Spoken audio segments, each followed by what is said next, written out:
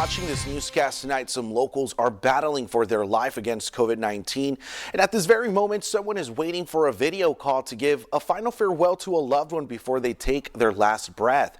Last summer, deaths from COVID forced funeral homes to add extra morgue space. And tonight, we take an exclusive look and we speak with the families, funeral organizers, and those at YRMC as a community comes together during the deadliest time in the desert Southwest. We've never been that busy. In just 1 hour, 5 people coming from the hospital for the same issue.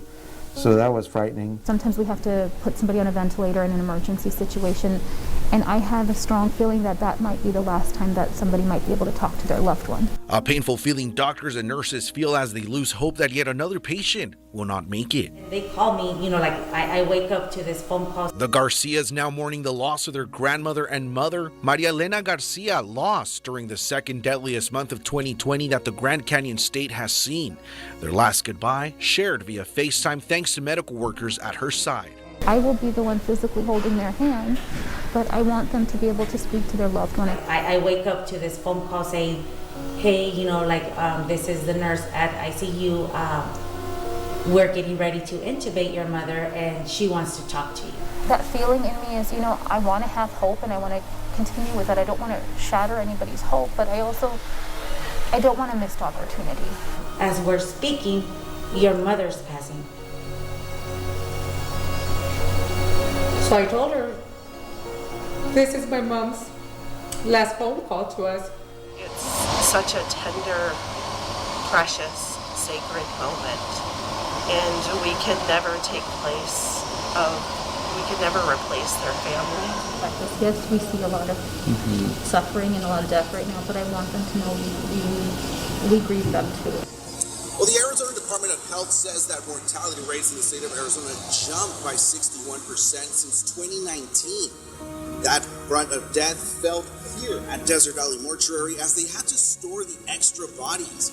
And we were granted access inside of that extra space they had to build, but cameras were not allowed, and it's all for good cause. It's not a pretty sight to see your own community members' lifeless bodies lying there after falling victim to COVID-19.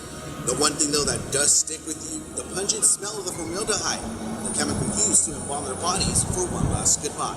It's sad because as a culture, we grieve together, we play together and celebrate together, and the funerals we're there for each other.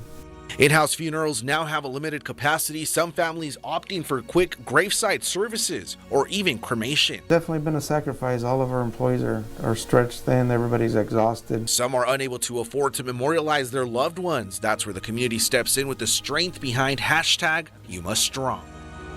The death rate here in the desert Southwest is more evident than ever before. Take, for instance, this parking lot here at Yuma Regional Medical Center where cars parked represent a family that lost a loved one to COVID-19.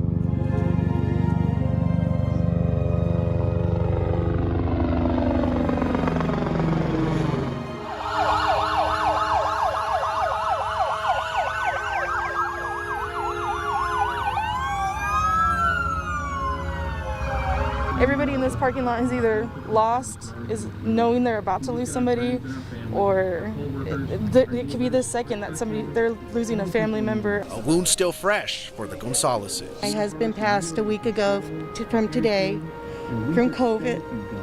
It went fast, struck violently, and took a wonderful person away from us.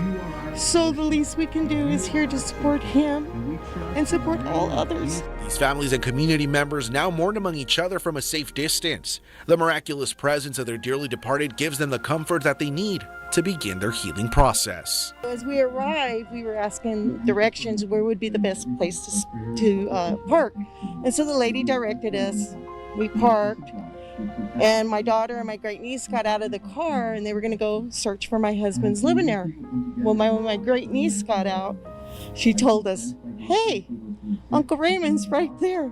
We had backed up to where my husband's luminary was. And we, of course, got all emotional because it was meant to be. He's with us. This is his truck. And this is his truck. We backed up and I literally looked to my left and I see my father's name it's right there. I've actually changed a lot since my mom because I know I was like, well, wherever she's at, I know she's at. Reporting in Yuma for 13 on your side, I'm Cristian Galeno.